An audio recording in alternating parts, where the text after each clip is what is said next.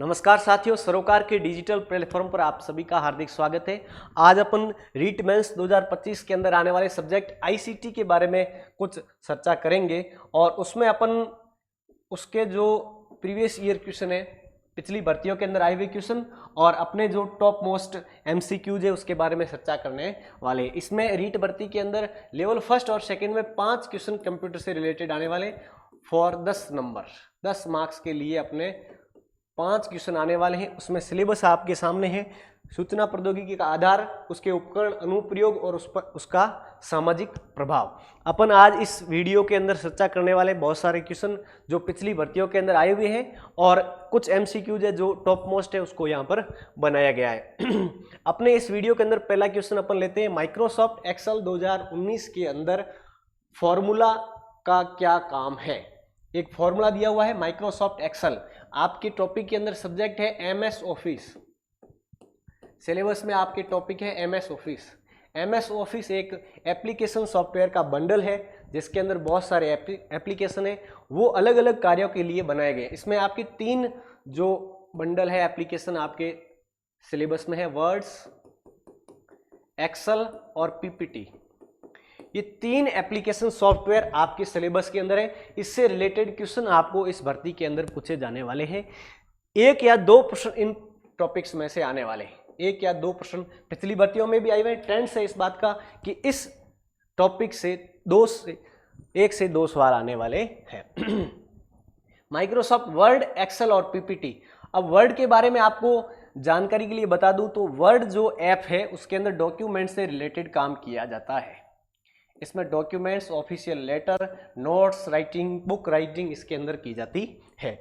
और एक्सेल का यूनिवर्स एक टेबल है, तो टेबल से रिलेटेड कार्य इसमें किए जाएंगे, जैसे कि रिजल्ट है, एडमिट कार्ड है, बहुत सारे जो भी सारणी से रिलेटेड काम होगा, जिस काम को सारणी के माध्यम से किया जा सकता है वो एक्सेल के अंदर होगा। पीपीटी का आज की तारीख में जो उपयोग है एजुकेशन डिपार्टमेंट में सबसे ज्यादा हो रहा है। एजुकेशन के लिए आज हम दोनों इस जो पीपीटी है उसके माध्यम से पढ़ रहे हैं। ये क्या है? पीपीटी है। इस पीपीटी के माध्यम से आप प्रश्न देख पा रहे हो, इसको कहा जाता है प्रेजेंटेशन, प्रदर्शन। इसकी फुल फॉर्म यही है, पावर पॉइंट प्रेजेंटेशन। तो इस प्रेजेंटेशन के माध्यम से अपन स्लाइड्स, अलग अलग स्लाइड के माध्यम से पढ़ सकते हैं और इसका प्रदर्शन कर सकते हैं। तो एमएस ऑफिस के अंदर 3 जो सॉफ्टवेयर है वो आपके सिलेबस में है। उसमें एक्सेल का एक सवाल है, एक्सेल 2019, उसका सवाल है कि ये फॉर्मूला किस काम में आएगा। ये फॉर्मूला किस काम में आएगा? आपने सब्जेक्ट यदि पढ़ा होगा तो उसमें ये चीज देखी होगी कि एमएस एक्सेल के अंदर सारणी के माध्यम से आप विभिन्न कार्य कर सकते हो। जैसे फंक्शन है सम मीन्स जोड़ना। एक सारणी के अंदर दिए गए डाटा से आप जोड़ कर सकते हो, उनका एवरेज निकाल सकते हो, उनकी परसेंटेज निकाल सकते हो। उस बेसिस पे आप किसके माध्यम से कर सकते हो? फॉर्मूला के माध्यम से कर सकते हो। तो एक फॉर्मूला आपको दिया गया है, इज इक्वल टू सम कोष्टक A1 A10, A1 से A10 तक की जो रेंज है उसका जो है सम। अब इसके माध्यम से क्या काम होने वाला है, आपका क्वेश्चन है ये। तो प्रश्न आपका है इस फॉर्मूला के माध्यम से क्या काम होगा। तो इस फॉर्मूला को आप देखेंगे तो ये 3 डिवाइडेड पार्ट्स में है, इज इक्वल टू सम और A1 से A10 तक की रेंज। ये 3 अलग अलग पार्ट्स है एक फॉर्मूला के। सबसे पहले है इज इक्वल्स टू, उसके बाद में है फंक्शन मतलब आपको क्या काम करना है, और अगली है रेंज। इस रेंज में जो डाटा है उसके साथ में क्या काम करवाना है वो इस फॉर्मूला के माध्यम से होगा। तो सम का मतलब होता है जोड़ना। तो A से 10 तक की जो डाटा है उसको जोड़ा जाएगा इस फॉर्मूला के माध्यम से, वो आपका होगा उत्तर। A से 10 तक की वैल्यू का एवरेज निकालना, वो होगा इज इक्वल्स टू एवरेज के माध्यम से A से A10 तक की वैल्यू को जोड़ना। ये करेक्ट ऑप्शन है। A से A10 की सबसे बड़ी वैल्यू ये शॉर्ट्स से होगा। इसका फिल्टर है शॉर्ट्स एंड फिल्टर। ये 2 फंक्शन है, उसके माध्यम से आप ये काम कर सकते हो। A1 से A10 तक की खाली न रहने वाली सेल को गिनना, ये भी आपका ऑप्शन सही नहीं है, तो आपका करेक्ट ऑप्शन निकल करके आ गया है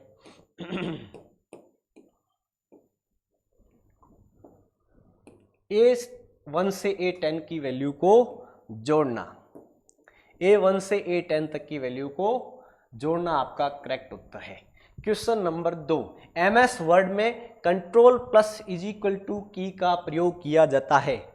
तो अपन ने 3 सॉफ्टवेयर देखे थे, MS word, MS excel, MS PPT। तो आपका ये सवाल है MS वर्ड से। MS वर्ड के अंदर क्या क्या काम होगा? MS वर्ड में आप डॉक्यूमेंट से रिलेटेड काम करोगे। डॉक्यूमेंट्स में आप लेटर्स लिख सकते हो, बुक राइट कर सकते हो, नोट्स बना सकते हो, आदि काम कर सकते हो। इसका यूनिवर्स एक पेज होता है और पेज का नाम ही क्या होता है? डॉक्यूमेंट। MS 2019 में इसका डिफॉल्ट नेम जो है वो आता है डॉक्यूमेंट 1 इसका डिफॉल्ट नाम आता है।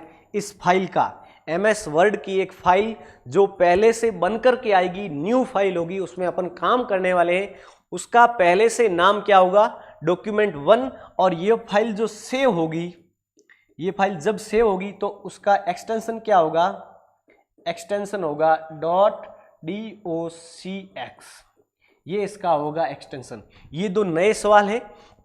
2019 में इस फाइल का एक्सटेंशन और 2019 की MS वर्ड का डिफॉल्ट फाइल नेम, जिस नाम से नई फाइल ओपन होगी वो नाम होगा डॉक्यूमेंट 1 और उसका एक्सटेंशन होगा .docx। ये क्वेश्चन है आपका शॉर्टकट से रिलेटेड। MS वर्ड में इस शॉर्टकट से क्या काम होने वाला है? तो कुछ शॉर्टकट है वो MS वर्ड, MS ऑफिस जो पूरा है उसके अंदर काम करने वाले हैं। उसमें एक आपके पास में शॉर्टकट है ये वाला। इसका काम क्या होगा? तो फॉन्ट साइज को बढ़ाने के लिए कंट्रोल प्लस ये वाला काम आएगा शॉर्टकट। सुपरस्क्रिप्ट लिए control plus shift plus equals to होगा। ऑल कैप्स के लिए ये काम नहीं आएगा। सब स्क्रिप्ट के लिए काम आएगा कंट्रोल प्लस इक्वल टू, सब स्क्रिप्ट के लिए। अब सुपर स्क्रिप्ट और सब स्क्रिप्ट होता क्या है? तो दो मामले हैं आपके पास में, H2O और 2 की घात 4, ये दो मामले। इसमें कुछ वर्ड अपने सीधे लिखे हुए हैं, कुछ छोटा और कुछ छोटा वो भी ऊपर चढ़ा हुआ है। तो ये जो अलग अलग काम हो रहे हैं ये इनके काम है। सुपर स्क्रिप्ट में होगा ये वाला, किसी चीज की घात लगाना। ये मैथमेटिक्स में फॉर्मूला में काम आएगा कि 2 की घात यदि 4 लिखी हुई है तो ये जो 4 है वो क्या है? सुपर स्क्रिप्ट और उसका शॉर्टकट है control plus shift plus is equals to. अब सब स्क्रिप्ट क्या है? तो ये जो 2 है ये क्या है? सब स्क्रिप्ट है। नीचे वाला जो 2 है वो क्या है? सब स्क्रिप्ट। और इसका फॉर्मूला रहेगा control plus is equals to. Next question, निम्नलिखित में से एक ऑपरेटिंग सिस्टम है। जब अपन इस सिलेबस की शुरुआत करते हैं तो अपन पढ़ते हैं कंप्यूटर में अपन पढ़ते हैं हार्डवेयर और software.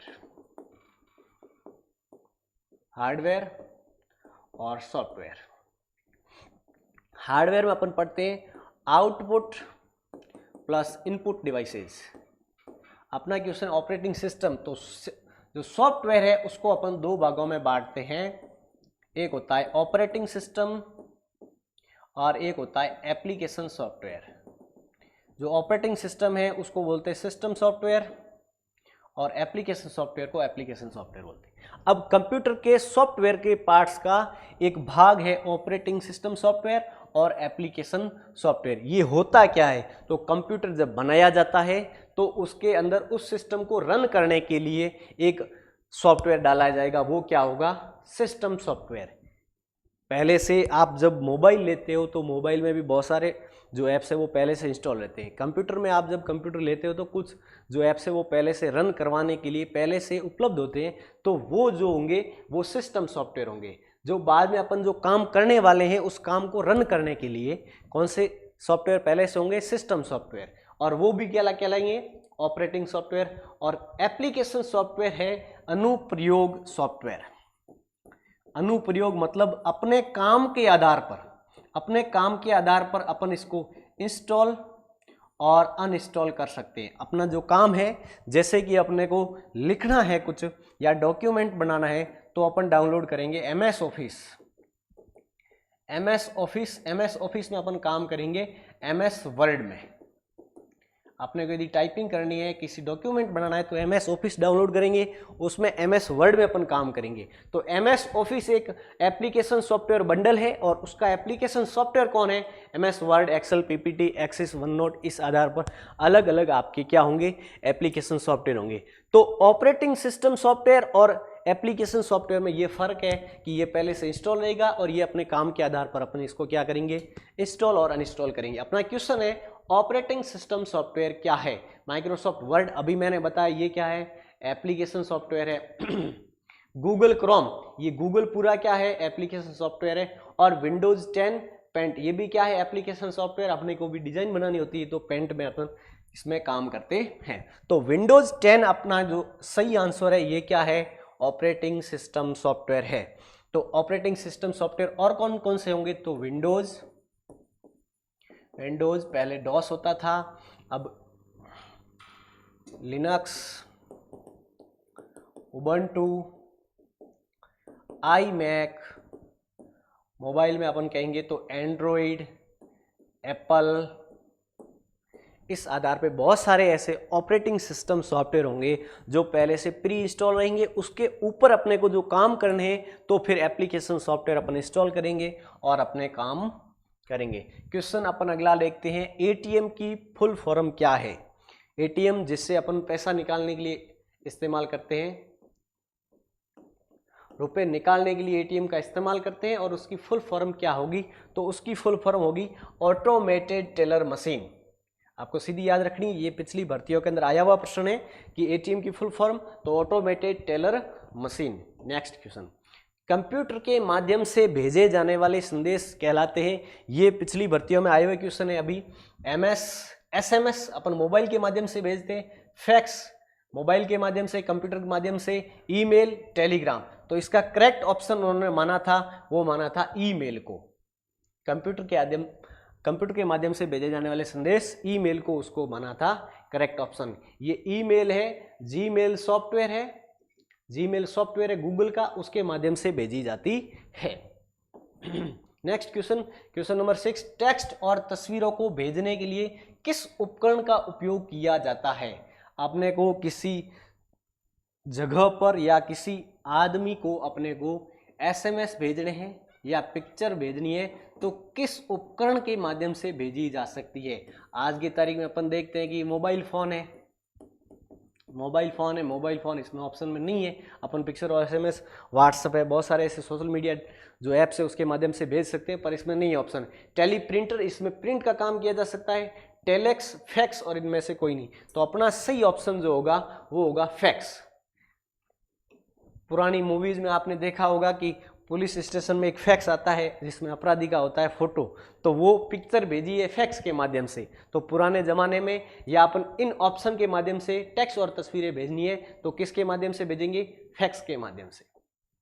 Next question, web browser के उदाहरण है। सबसे पहले तो ये वेब ब्राउजर है क्या, और वेब ब्राउजर इनमें से कौन कौन से हैं? तो वेब ब्राउजर एक एप्लीकेशन सॉफ्टवेयर है, उसके माध्यम से अपने को कोई चीज सर्च करनी है, देखनी है, इंटरनेट के माध्यम से देखनी है, तो अपन वेब ब्राउजर का सहारा लेते हैं। और वेब ब्राउजर में अभी सबसे बड़ा जो नाम चल रहा है वो किसका है? गूगल का। गूगल में भी किसका?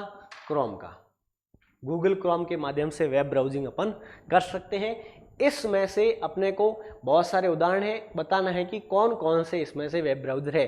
तो इसमें मोजिला भी है, Opera, Netscape explorer, internet explorer, Mozilla Firefox, इसके बाद में Opera mini, Microsoft Bingo, Chrome, ये बहुत सारे क्या है?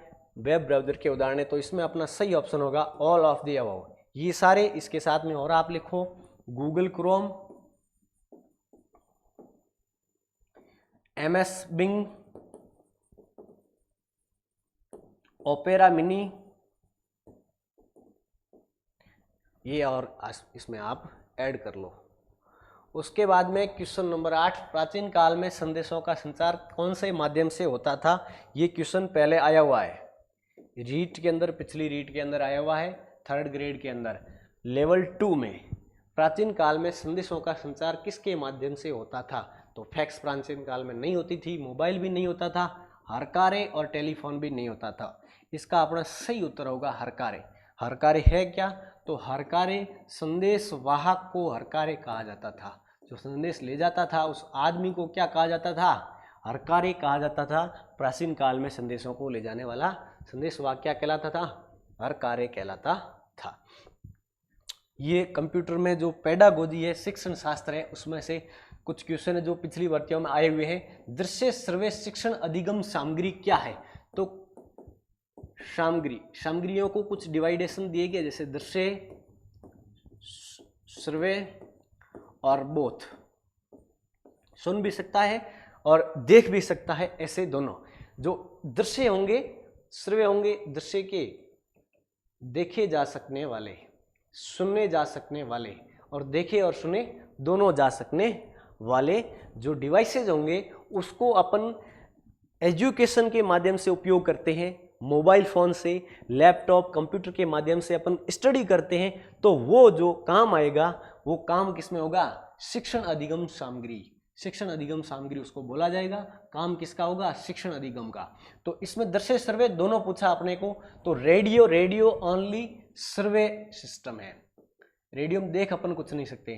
टैप रिकॉर्डर, इसमें भी सर्वे। बुलेटिन बोर्ड, ये खाली दृश्य। बुलेटिन बोर्ड में आवाज नहीं आती है, बुलेटिन बोर्ड में नोटिस बोर्ड। और टेलीविजन के माध्यम से अपन देख और सुन दोनों सकते हैं। तो अपना सही आंसर क्या होगा, टेलीविजन, जिसके माध्यम से अपन देखना प्लस सुनना दोनों काम कर सकते हैं। इसके माध्यम से अपन पढ़ भी सकते हैं। ये जो बड़ी स्क्रीन जिसके माध्यम से पढ़ रहे हैं, यह एजुकेशन के अंदर दृश्य श्रव्य दोनों का काम करती है। तो अपन ये बोर्ड काम में ले रहे हैं, इस बोर्ड के रूप में काम ले रहे हैं, तब तक ये दृश्य है। इसके माध्यम से अपन सुनना और देखना दोनों करें तो ये दृश्य श्रव्य दोनों के अंदर आ जाएगी। निम्न में से कौन सा श्रव्य सामग्री है। ये खाली श्रव्य पूछा है। श्रव्य अपन पिछले रेडियो देखा था, अलग अलग खाली सुना जा सकने वाला जो डिवाइस होगा उसका नाम क्या है। तो बुलेटिन बोर्ड्स इसमें देखा जा सकता है, सुना नहीं जा सकता है। चित्र विस्तार के अंतर इसमें भी देखा जा सकता है, सुना नहीं जा सकता। ओवरहेड प्रोजेक्टर, इसके माध्यम से देखा और सुना दोनों जा सकता है।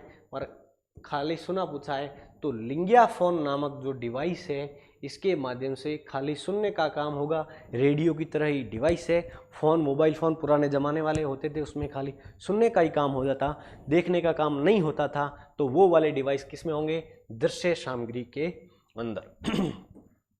अपना नेक्स्ट क्वेश्चन है, सूचना तकनीकी के मुख्य घटक क्या है। तो आपका जो सिलेबस है उसमें जो है ICT नाम है सूचना तकनीकी। इसके अंदर घटक क्या क्या है, कुछ घटक है, किताब के अंदर भी आपको सिलेबस में पढ़े होंगे। सॉफ्टवेयर, हार्डवेयर, इंटरनेट और यूजर। ये बहुत सारे इसके क्या है, घटक है जो इस सूचना तकनीकी के अंदर काम और काम करने वाले से रिलेटेड है। तो अपन इसमें ऑप्शन के माध्यम से देख सकते हैं कि सॉफ्टवेयर, हार्डवेयर, उपयोगकर्ता सभी। तो अपना इसमें सही उत्तर क्या होगा, सभी। ये PYQ है, ये पिछली भर्ती के अंदर आया हुआ क्वेश्चन है। तो सूचना तकनीकी के घटक क्या है, सॉफ्टवेयर, हार्डवेयर, इंटरनेट, यूजर, ये सभी। सूचना तकनीकी का शिक्षा में सबसे पहले उपयोग किस देश में किया गया।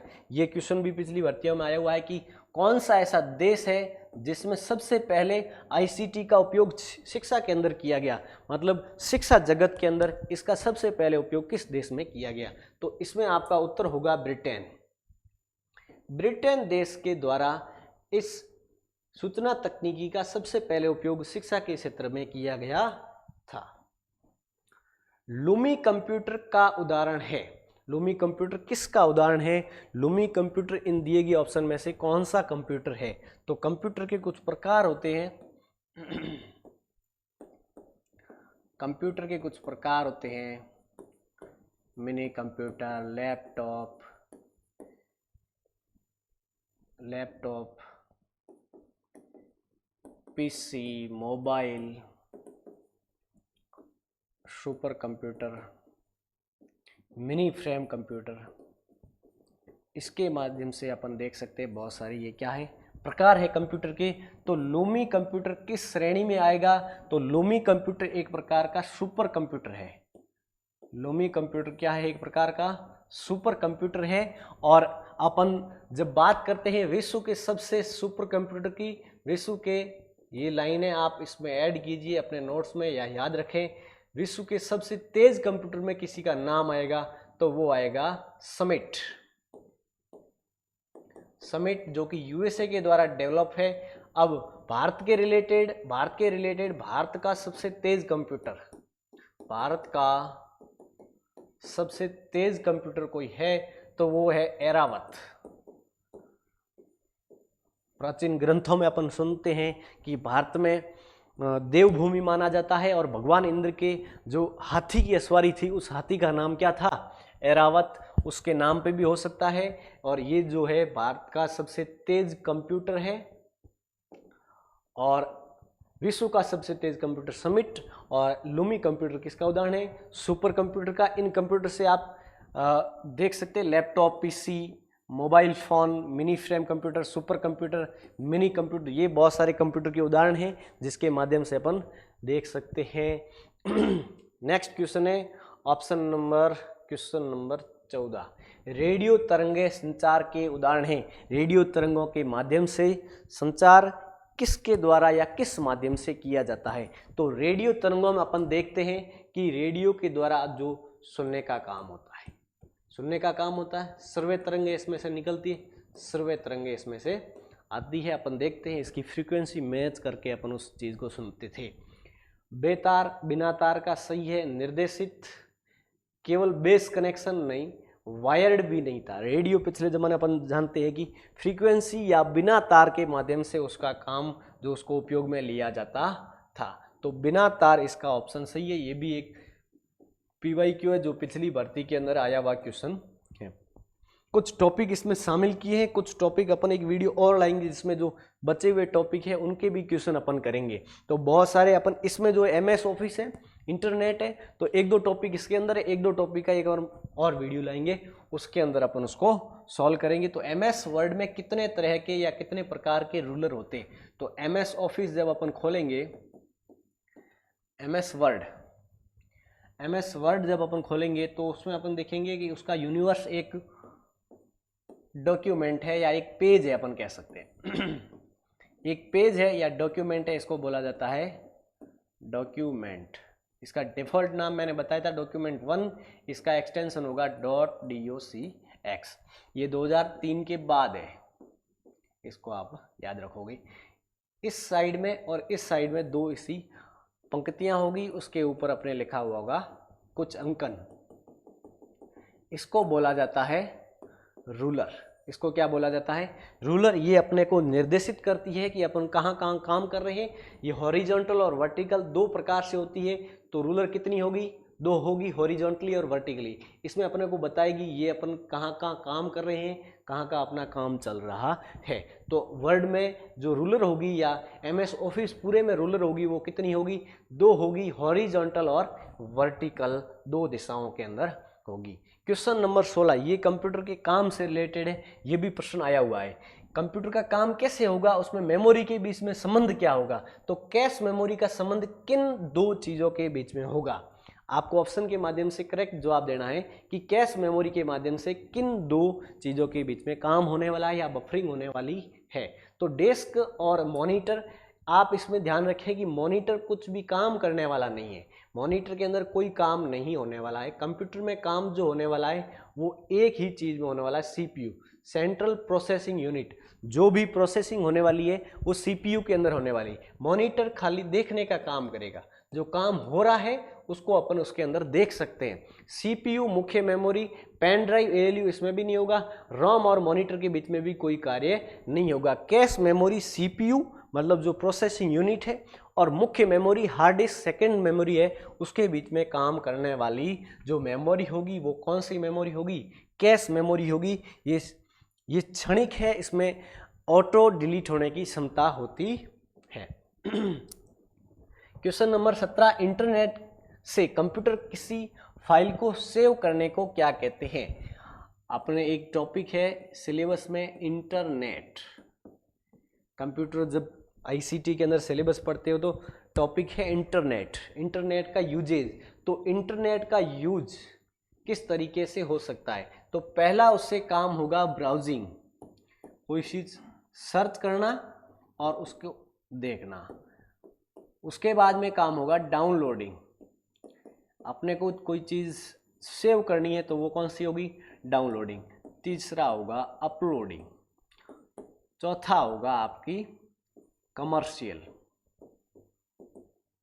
इसके माध्यम से आप किसी चीज को खरीद बेच सकते हो, व्यापार कर सकते हो। डाउनलोड सेव करने के लिए और अपलोड इंटरनेट पर किसी चीज को डालने के लिए। इसमें ड्राइव, गूगल ड्राइव है, और जो ड्राइव है उसके माध्यम से आप क्लाउड में चीज़ें अपलोड कर सकते हो। और क्लाउड का मतलब होता है कि आप इस चीज़ को बिना किसी फिजिकल माध्यम से यूज कर सकते हो, इंटरनेट के माध्यम से कहीं बैठे यूज कर सकते हो।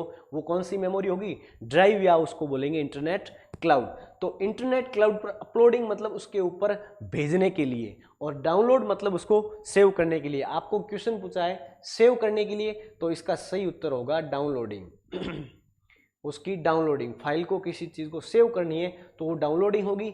ब्राउजिंग मतलब सर्च करनी है, देखनी है, और अपलोडिंग मतलब वहाँ पर भेजनी है। और कमर्शियल मतलब आपको कोई चीज़ बेचनी या खरीदनी है इंटरनेट के माध्यम से, तो वो किस में होगी? कमर्शियल में होगी। ये पूरा आपके सामाजिक प्रभाव, इंटरनेट का यूज पूरा सिलेबस में।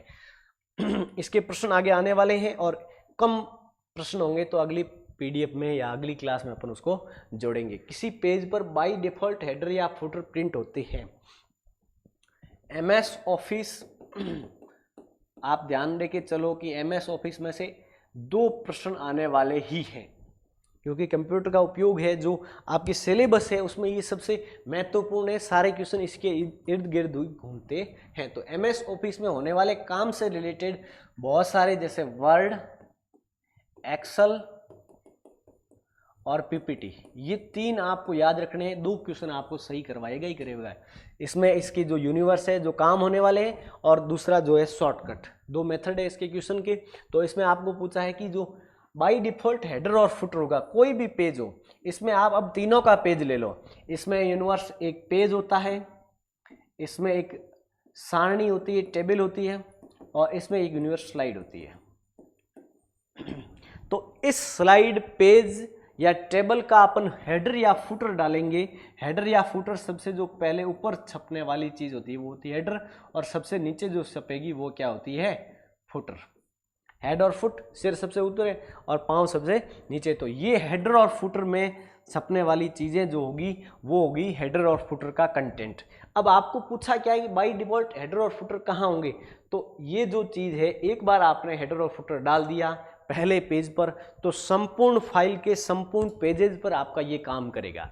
हेडर और फुटर में आपने जो भी चीज डाला, जैसे आपने सबसे ऊपर हेडिंग डाल दी, क्वेश्चन आंसर आप नोट्स बना रहे हो, सबसे ऊपर हेडिंग डाल दी और उस पेज नंबर डाल दिया, तो वो पेज नंबर काउंटिंग होगी और हेडिंग स्टैटिक रूप में हर पेज पर रहेगी। तो आपको इस प्रश्न का आपको मीनिंग पता होना चाहिए कि हेडर फुटर पूछ क्या रहा है। अब आपको पूछ ले हेडर और फुटर अंकित कहाँ होते हैं, तो इसमें जो ऊपर नीचे का क्रम आपको याद रखना है केवल पहले पृष्ठ पर। तो यदि स्लाइड में एक ही पेज है या यदि कोई पेज एक ही है तो उसमें तो प्रथम पृष्ठ होगा, लेकिन बाय डिफॉल्ट पूछा है तो इसमें आपका उत्तर होगा प्रत्येक पृष्ठ पर, प्रत्येक पृष्ठ पर छपेगा। आपने जैसे ही नया पेज बनाया उसका हेडर अपने आप बन के आएगा, उसका फुटर अपने आप बन करके आएगा। तो एमएस ऑफिस के बहुत सारे क्वेश्चन आपको अपनी जो एग्जाम है उसके अंदर मिलने वाले हैं। आप अच्छे से सिलेबस पढ़ा होगा और उसके प्रश्न आप इस वीडियो के माध्यम से मिला रहे हो।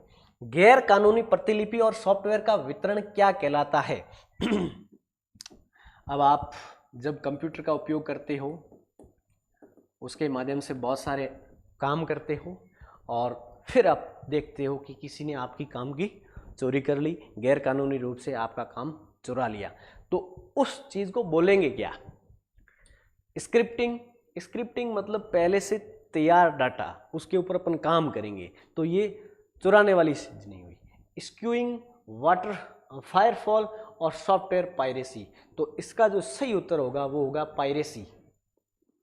किसी चीज को बिना किसी ऑथर या उसके मालिक से बिना पूछे, उसकी बिना किसी कंसल्ट के या बिना किसी क्रेडिट के अपन उस चीज के साथ में काम करते हैं तो वो क्या कहलाएगी? पायरेसी। गलत काम, उसके जो भी उसका डाटा है उसके साथ में गलत काम करना। जैसे डाटा के साथ में गलत काम, उसको डाउनलोड किया, रीएडिट किया, अपने नाम से डाल दिया, उसकी बिना किसी कंसल्ट या उसको बिना पूछे, बिना किसी क्रेडिट के। अब इंटरनेट पर आप क्रेडिट देकर भी यूज कर सकते हो, तो उसमें आपको लिखा हुआ मिलेगा क्रिएटिव कॉमन लाइसेंस। आप ये चीज़ को, दूसरे की चीज़ को यूज करते हो तो उसको क्रेडिट दे देते हो। उसके बाद में यदि वो क्रेडिटेबल डाटा है, तो ऐसा कोई डाटा है जिसको आप रीयूज नहीं कर सकते हो तो उसको आप डाउनलोड करके रीएडिट करते हो, तो वो क्या कहलाएगी? Software piracy. जैसे अपन देखते हैं कि कई मूवी जो है वो रिलीज होने से पहले या रिलीज होने के बाद सिनेमा हॉल के बाहर बिना किसी ओटीटी प्लेटफॉर्म के वो चीज़ बाहर आती है, तो वो क्या होगी? पायरेट। कई सारी बुक्स है जो ऑनलाइन मीडिया पर पायरेट करके बेची जाती है, जो किसी भी लेखक को पूछा नहीं जाता है, तो वो क्या है? पायरेसी। एक तकनीक है जिसके माध्यम से डेटा वेयरहाउस में से सामरिक जानकारियों को निकाला जाता है। डेटा को निकालना है। अपन देखते हैं भूगोल के अंदर, अपन देखते हैं कि खनिज पृथ्वी की भूप्रपट्टी के नीचे के स्तर से खोद करके बाहर निकाले जाते हैं, खनन करके बाहर निकाले जाते हैं, इसलिए उनको बोला जाता है खनन।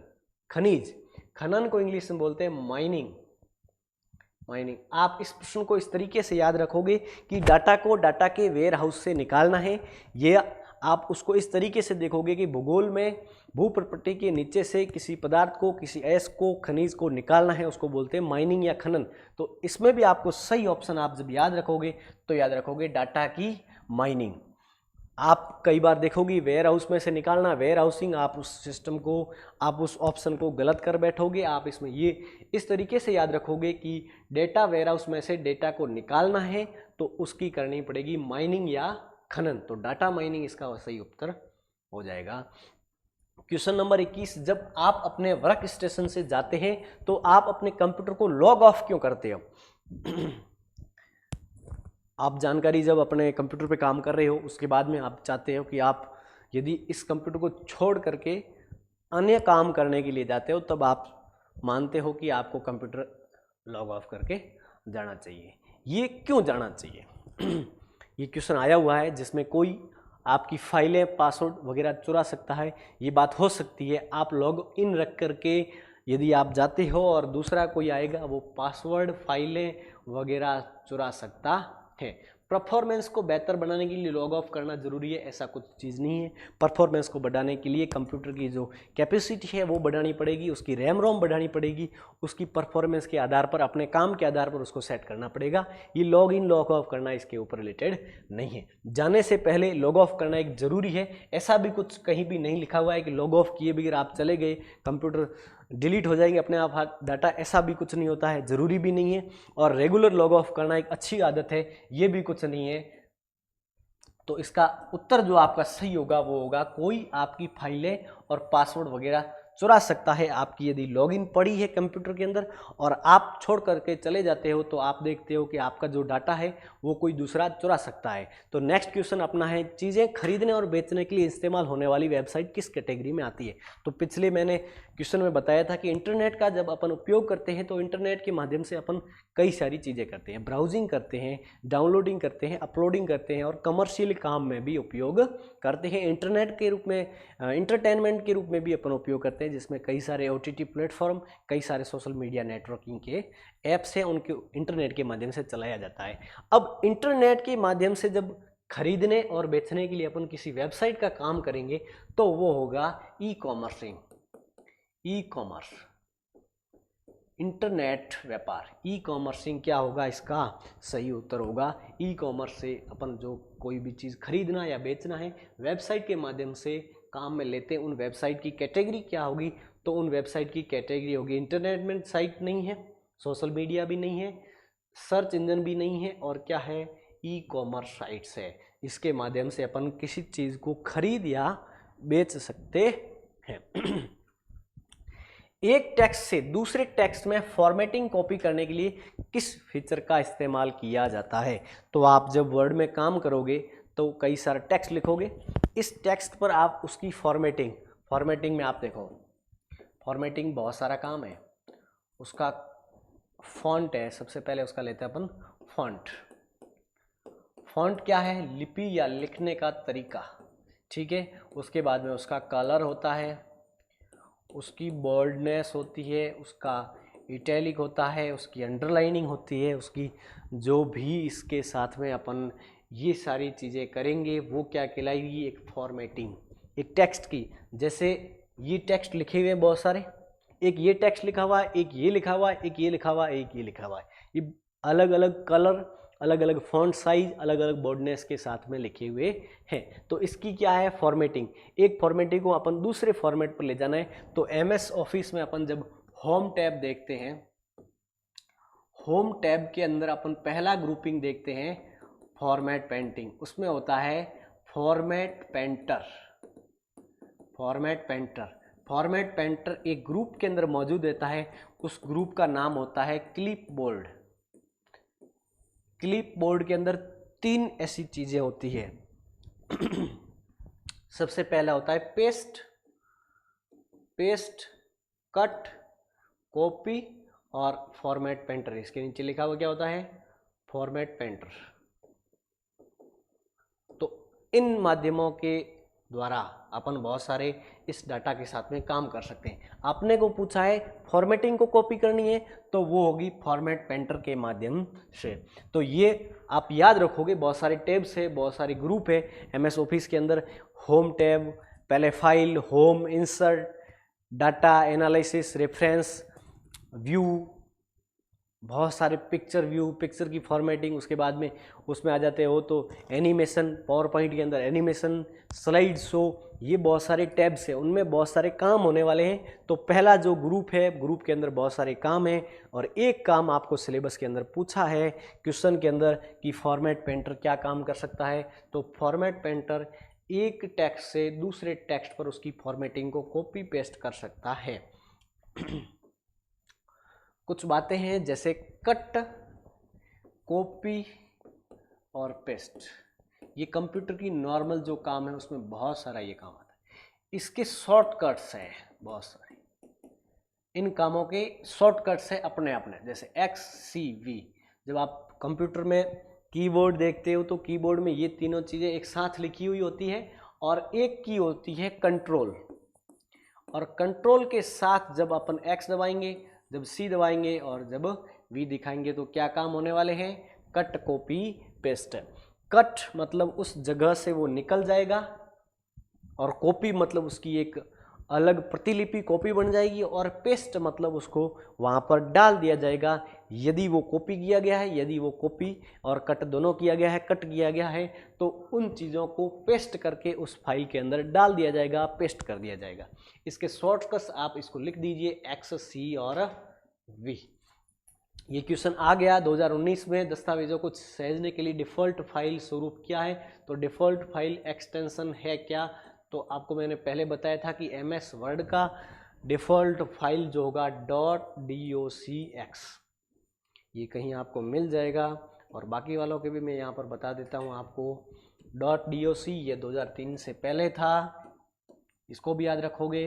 2003 से पहले DOC, XLS और .ppt, ये तीनों ही थे। अब टेक्स्ट है, ये टेक्स्ट किसी नोट फाइल का है। नोट फाइल की एक्सटेंशन नाम क्या होगा? .txt। XLX ये क्या है? MS एक्सेल का 2019 का, 2019 और 19 के बाद का ये XLX है। और .pptx ये क्या है? PPT का, MS PPT का, MS PPT का एक्सटेंशन है .pptx। ये 2019 के बाद के डिफ़ॉल्ट फाइल एक्सटेंशन है .docx, XLX और PPTX, ये तीनों आपके सिलेबस में। और बहुत सारे एक्सटेंशन होते हैं .jpg इमेज के लिए, .png इमेज के बैकग्राउंड को रिमूव करने के लिए, .pdf PDF file, document file के लिए इस प्रकार से बहुत सारे एक्सटेंशन होते हैं। एक एक्सटेंशन होता है जिफ। जिफ फाइल है वो करती है कंप्रेस और एक्सट्रैक्ट। इसमें किसी चीज़ को अपन कंप्रेस करके, किसी फाइल को, किसी फोल्डर को, किसी डाटा को कंप्रेस करके अपन उसकी जो साइज है उसको कम करके किसी के साथ शेयर कर सकते हैं, और वो एक्सट्रैक्ट करके उसको क्या कर सकता है, डाउनलोड कर सकता है। उस फाइल का एक्सटेंशन क्या होगा, .zip। अपन क्वेश्चन लेते हैं अगला 25 नंबर। पावर पॉइंट 2019 में सिलेक्टेड स्लाइड को डुप्लीकेट करने के लिए कौन सा कीबोर्ड शॉर्टकट इस्तेमाल में किया जाता है। तो MS वर्ड में बहुत सारे, MS ऑफिस में आप देखोगे कि बहुत सारे शॉर्टकट्स का काम है। तो उसमें XCV आपको बता दिया, कट कॉपी पेस्ट।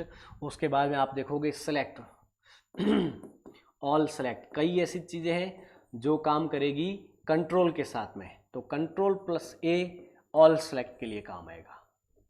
वैसे ही Ctrl+XCV ये कट कॉपी पेस्ट के लिए। उसके बाद में आप देखोगे कि Ctrl+Shift+N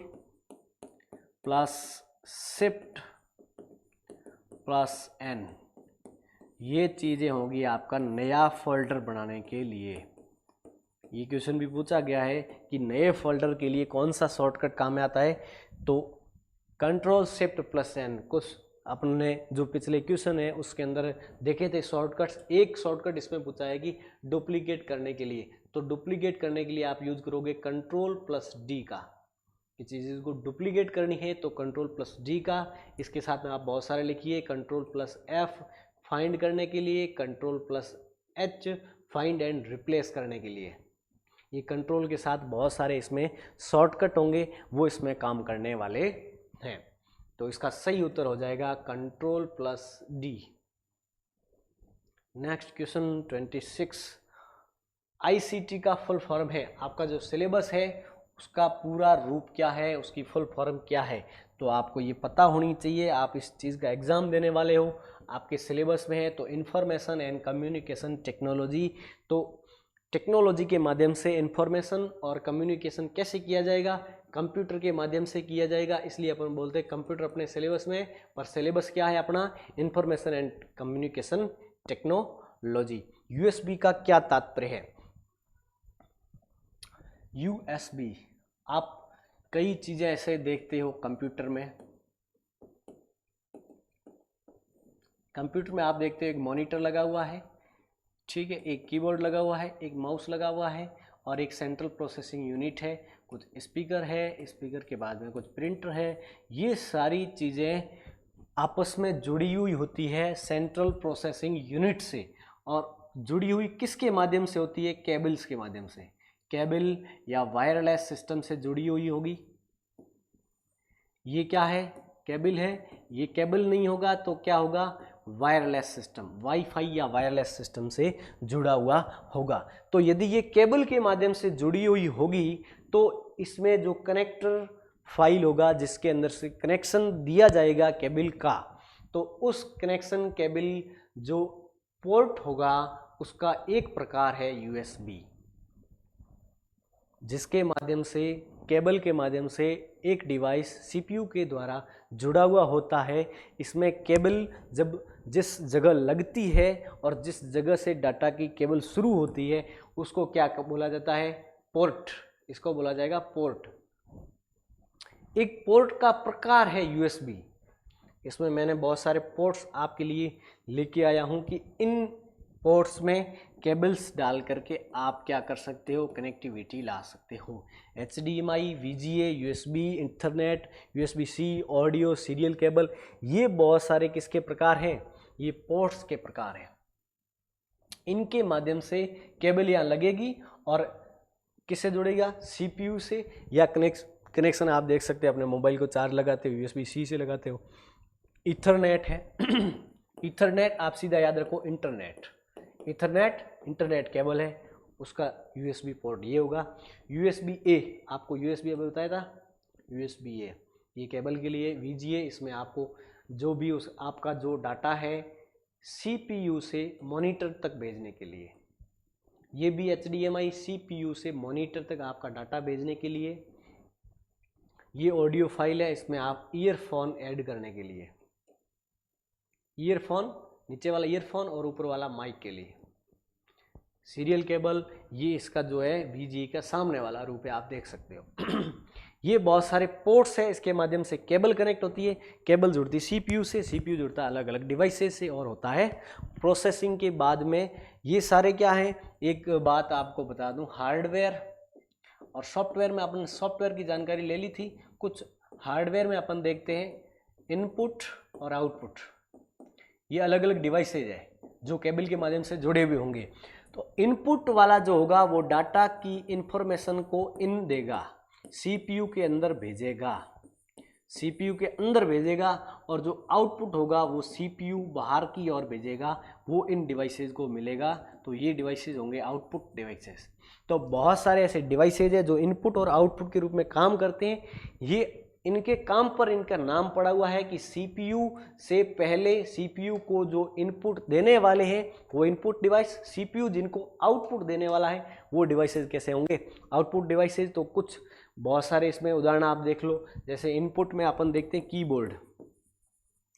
कीबोर्ड, माउस, ये जो पेन है ये इसके लिए क्या है, इनपुट है, ये डाटा को यहाँ पर इनपुट करवा रहा है और जो क्या है आगे इसको लिया जा रहा है, और आपको जो दिख रहा है वो क्या है आउटपुट। तो किसके माध्यम से, LCD, visualization, digital unit VGU, monitor, speaker, printer का जो दूसरा भाग होता है जैसे स्कैनर, तो स्कैनर इसमें आएगा। जो भी चीज़ या डाटा या इंफॉर्मेशन CPU को दी जाएगी उस डिवाइस को बोलेंगे इनपुट। CPU जिसको डाटा या इंफॉर्मेशन देगा वो होगा आउटपुट डिवाइस। अपना क्वेश्चन है, पावर पॉइंट में वर्ड आर्ट का इस्तेमाल किस लिए किया जाता है? पावर पॉइंट में या MS ऑफिस पूरे के अंदर वर्ड आर्ट का इस्तेमाल टेक्स्ट को स्पेशल इफेक्ट देने के लिए किया जाता है। जैसे इन सब फॉन्ट के लिखने का तरीका अलग है, कुछ ऐसे स्पेशल कैरेक्टर होंगे जो वर्ड आर्ट के माध्यम से आपको करने के लिए मिलेंगे। जैसे कोई टेक्स्ट है, इसका फॉन्ट, इसकी बोल्डनेस, इसकी शैडो, इसका 3D इफेक्ट, ये क्या होंगे, इसके स्पेशल कैरेक्टर होंगे, ये वर्ड आर्ट के माध्यम से अपन कर सकते हैं। क्वेश्चन नंबर 29, पावर पॉइंट 2003 तक पावर पॉइंट फाइलों का एक्सटेंशन क्या होता था, ये मैंने पहले भी बताया आपको, और ये क्वेश्चन भी आ गया कि पावर पॉइंट 2003 तक या MS वर्ड पूरा MS ऑफिस आप ले लो, MS ऑफिस में 2003 तक एक्सटेंशन होता था PPT या XLS या DOC।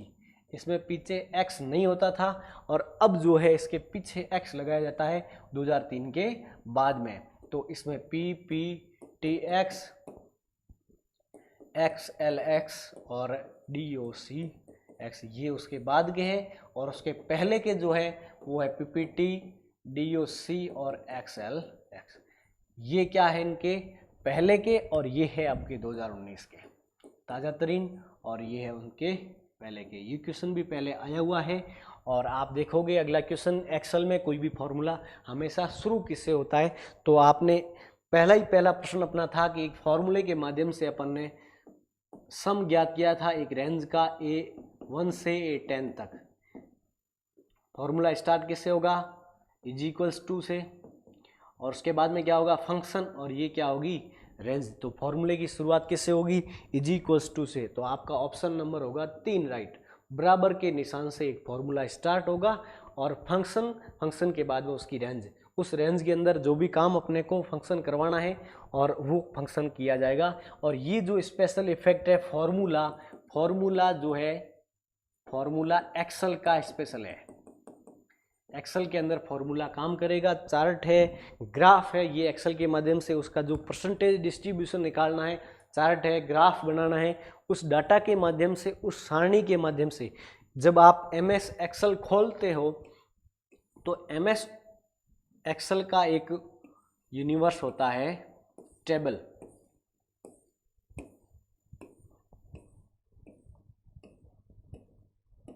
इस टेबल के अंदर आप देखोगे कि कुछ लाइनें हैं आड़ी और कुछ लाइनें हैं खड़ी। इस लाइनों के अंदर आप देखोगे कि इस साइड में मार्किंग होगी 1 2 3 4 5 6 7 और इस साइड में मार्किंग होगी ABCD के रूप में, ABCD के रूप में। ये होगा कॉलम, ये क्या होगा कॉलम, ये क्वेश्चन ये अपना यही है, ठीक है। और ये होगा रो, पंक्ति, पंक्ति और कॉलम, ये दो चीजें होगी एक्सेल की सारणी के अंदर। तो इसमें जो यूनिवर्स है वो होगा सारणी। इस सारणी के अंदर दो लेवल पर डाटा है, तो ग्राफ चार्ट अपन किसके माध्यम से बना सकते हैं, कार्तिकेय निर्देशांक x और y से। तो आपको x का डाटा y का डाटा यहाँ से मिल सकता है और इसके माध्यम से आप ग्राफ चार्ट वगैरह बना सकते हो। तो इसमें आपका जो क्वेश्चन है वो भी यही है कि एक्सेल में सेल एड्रेस कैसे लिखा जाता है। तो सेल एड्रेस में आप सबसे पहले देखोगे कि लिखा जाएगा कॉलम का नाम। आपने ध्यान दिया हो तो अपना पहला जो क्वेश्चन था उसमें A1 से A10 तक, तो ये क्या था, एक सेल एड्रेस है। A1 एक सेल एड्रेस है, A1 क्या है, एक सेल एड्रेस है। उसमें सबसे पहले लिखा जाएगा कॉलम का नंबर और उसके बाद में रो का नंबर। तो ये दोनों चीज़ों से बनेगा सेल एड्रेस। सेल एड्रेस बनाने के लिए आपको दो चीज़ें चाहिए, पहले होगा कॉलम नंबर और उसके बाद में होगी रो। आप सीधी ऐसे याद रखें तो ABCD वाला मार्क्स पहले होगा और जो काउंटिंग नंबर्स है वो होगी उसके बाद में। तो ये होगा एक सेल एड्रेस। तो सेल एड्रेस के अंदर कॉलम नंबर और रो नंबर, पहले आएगा कॉलम नंबर उसके बाद में आएगा रो नंबर, तो इनसे बनेगा सेल। और इसमें बहुत सारी होती है सेल।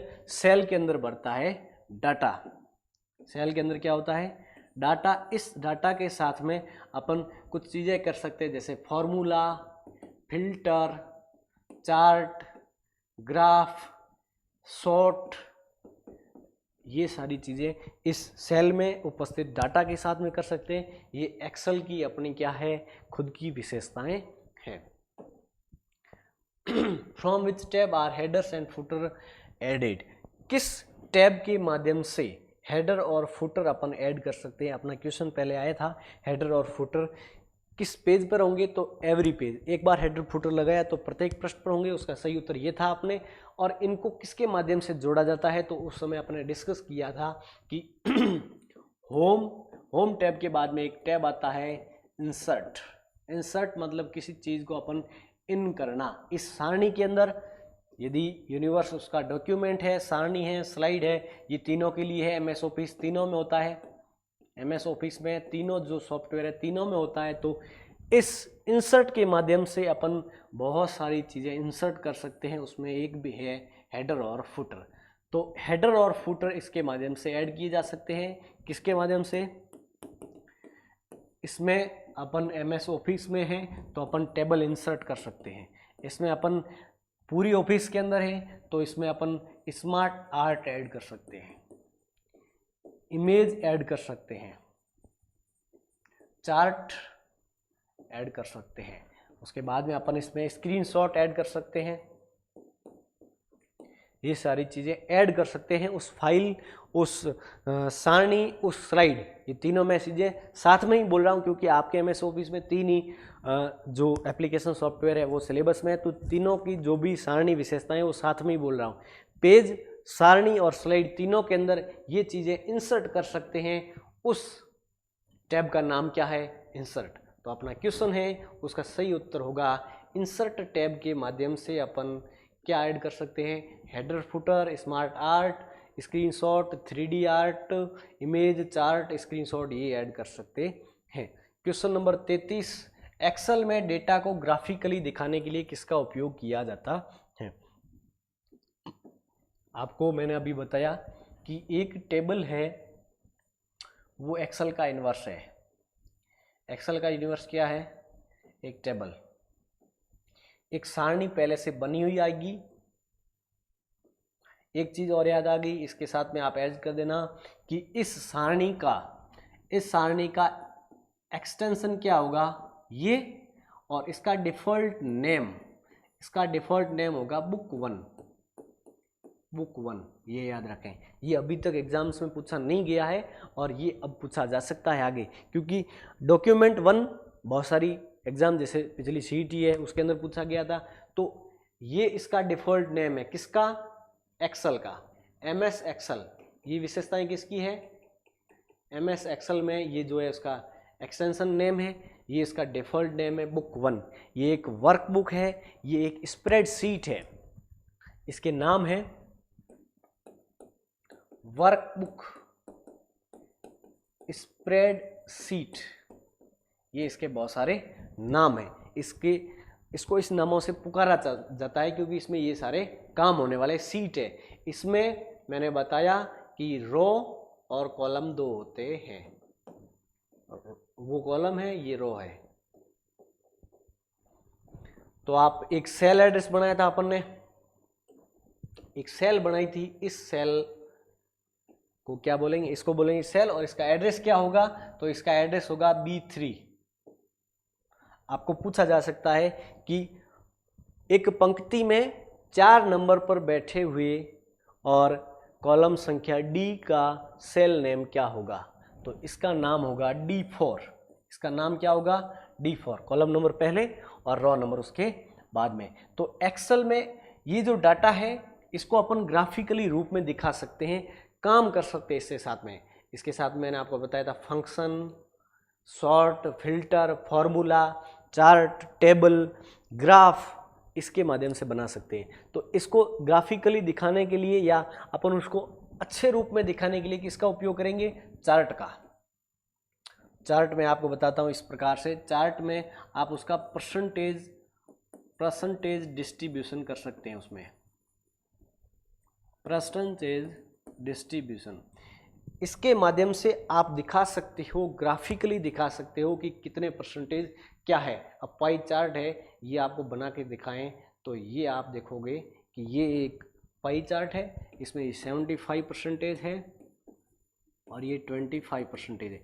इसके माध्यम से आप जो देख रहे हो ये चार्ट है, इसमें आप देख सकते हो, इसमें आप डाटा बनाइए, इसमें आप किसी स्टूडेंट का रिजल्ट बनाइए, उसकी सब्जेक्ट और सब्जेक्ट के नंबर, किस सब्जेक्ट में कितने परसेंटेज आए हैं, ये इसमें चार्ट के माध्यम से दिखा सकते हैं। एक ग्राफ बना सकते हैं, उसके अंदर अपन दिखा सकते हैं कि फला सब्जेक्ट में फला नंबर है। ये ग्राफ किससे बना सकते हो, एक्सेल सीट, स्प्रेडशीट, वर्कबुक के माध्यम से बना सकते हो। तो ये इसके फंक्शन है, ये इसके बहुत सारे फंक्शन है, इसके फॉर्मूले हैं, उसके माध्यम से बहुत सारे काम किए जा सकते हैं। ये एक्सेल वर्ड मतलब अब हो गया है पुराना, पूछ करके एग्जामों के अंदर अब वर्ड जो है, वर्ड मतलब ऐसे हो गया है कि अब पूछा ही नहीं जाता है, उसके क्वेश्चन नहीं आ रहे हैं। अब उसका जो ट्रेंड है वो चेंज हो रहा है किस पे, एक्सेल पे। इसमें मैंने बहुत सारे एक्सेल के जो क्वेश्चन लिए हैं, तो उसमें जो आपको नया दिखेगा और क्वेश्चन भी नए होंगे। ऐसे क्वेश्चन आप जब देख करके जाओगे और यदि यही मिलते हैं, इसके जैसे ही मिलते हैं, तो आपके सही होंगे।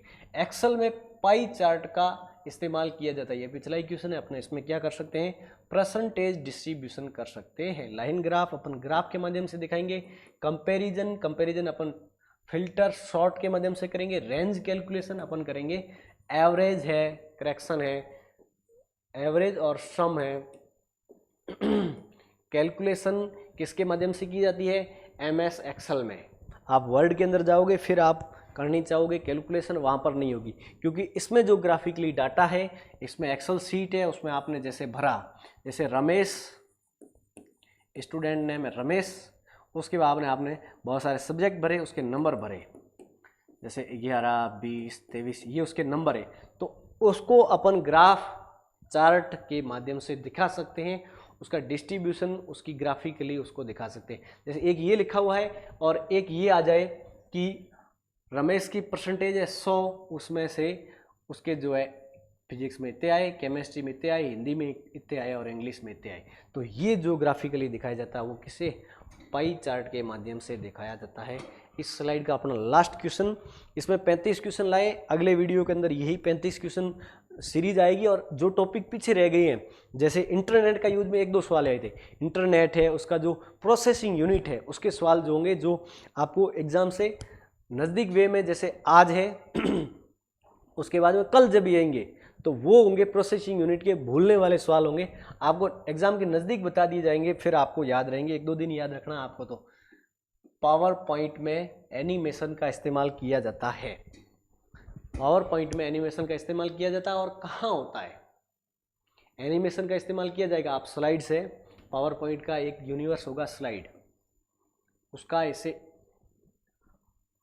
16:9 में इसका जो व्यू होगा, इसकी जो साइज होगी वो क्या होगी 16:9 में, और इसका फाइल एक्सटेंशन होगा PPTX। इसमें अपन ऐड कर सकते हैं, जो वर्ड में ऐड कर रहे थे वो काफ़ी सारी चीज़ें इसमें आएगी। इसमें स्लाइड का अपन एनिमेशन कर सकते हैं, ये इसमें नई चीज़ें। फंक्शन फॉर्मूला चार्ट किसके थे, एक्सेल के, और डॉक्यूमेंट किसका था, वर्ड का। इसका क्या है, एनिमेशन स्लाइड शो, बहुत सारी स्लाइड्स है, इसमें स्लाइड शो कर सकते हैं। और अपन जो जैसे अपन ने लिखा ABCDE, ये कोई नाम है, इसको अपन एनिमेशन करना है, दिखाना है, अलग वे में दिखाना है, तो अपन उसकी क्या करेंगे, इसको एक मोशन में लाएंगे, इसको गतिक रूप में लाएंगे। जैसे पहले A लिखा गया, उसके बाद में B लिखा गया, फिर C, फिर D, फिर इस आधार पे, या फिर ऊपर से दिखाएं या फिर नीचे से। इसकी जो है अपन शेडो के साथ में दिखाएं, इसको ग्रेडियंट के रूप में दिखाएं, ये सारी चीज़ें उसकी मोशन के रूप में होगी। तो ये मोशन के रूप में होने वाले काम अपन किस में कर सकते हैं, MS पावर पॉइंट में। उसका एक फीचर है एनिमेशन। तो एनिमेशन के माध्यम से अपन किसी शेप, टेक्स्ट, ऑब्जेक्ट को क्या करेंगे, मोशन के रूप में जोड़ेंगे। एक पहले पावर पॉइंट का क्वेश्चन आया था स्लाइड को डुप्लीकेट करने के लिए, स्लाइड को डुप्लीकेट करने के लिए, तो उसमें था Ctrl D। तो बहुत सारी स्लाइड इसमें ऐड कर सकते हैं, स्लाइड में अपन काम कर सकते हैं। स्लाइड में काम होगा ये वाला, स्लाइड में अपन क्वेश्चन ऐड करके पढ़ा सकते हैं। स्लाइड के अंदर अपन जो है वीडियो रूप में दिखा सकते हैं। पिछला जो भी का, जैसे अपन साइंस के स्टूडेंट है तो साइंस में पावर पॉइंट का अच्छे से काम लिया जा सकता है। उसमें वर्क जो है हो रहा हो, फॉर्मूले की अपन प्रेजेंटेशन दे सकते हैं, फॉर्मूले से जो काम हो रहा है वर्ल्ड के अंदर वो अपन दिखा सकते हैं। एजुकेशन के अंदर सबसे ज़्यादा काम किसका आएगा, जो इंटरनेट के माध्यम से, सोशल मीडिया के माध्यम से या किसी ऑनलाइन जरिए से अपन पढ़ेंगे, उसमें सबसे ज़्यादा किसका होगा, पावर पॉइंट का। वर्ड के अंदर अपना जो नोट्स बनेंगे, पावर पॉइंट प्रेजेंटेशन में ऐसी प्रेजेंटेशन बनेगी। एक्सेल में अपने रिजल्ट है, अपने आई कार्ड है, ऐसी जो चीज़ें हैं वो किस में बनेगी, एक्सेल के अंदर बनेगी। तो इसमें अपन लगभग इसका क्राइटेरिया रहा था MS ऑफिस, और कंप्यूटर के बारे में थोड़ी बहुत जानकारी थी और थोड़ी बहुत जानकारी इंटरनेट के बारे में थी। अगला जो वीडियो आएगा इसमें अपन और क्वेश्चन ऐड करेंगे, इन टॉपिक से भी होंगे और बहुत सारे क्वेश्चन जो होंगे इंटरनेट से रिलेटेड होंगे। आपको 2 टॉपिक है इंटरनेट में, अपने 2 टॉपिक है सूचना प्रौद्योगिकी का अनुप्रयोग और उसका सामाजिक प्रभाव। इसमें इंटरनेट का उपयोग है, इंटरनेट के माध्यम से कंप्यूटर का उपयोग करना, और इंटरनेट का सामाजिक प्रभाव क्या है, समाज में अपन जो है अपने दैनिक जीवन के अंदर जो सरलता आती है वो इंटरनेट के माध्यम से आ सकती है, ऐसा भी क्या है, ये आपके सिलेबस में। तो इन चीज़ों को अपन नेक्स्ट वीडियो के अंदर लेके आएंगे। उम्मीद है आपको ये वीडियो अच्छा लगा होगा, आपको ये क्वेश्चन समझ में आएंगे होंगे और आपको एग्जाम में बेहतर परफॉर्मेंस के लिए ये वीडियो काम आएगा, ऐसी उम्मीद के साथ मैं कैलाश जंगीर, धन्यवाद।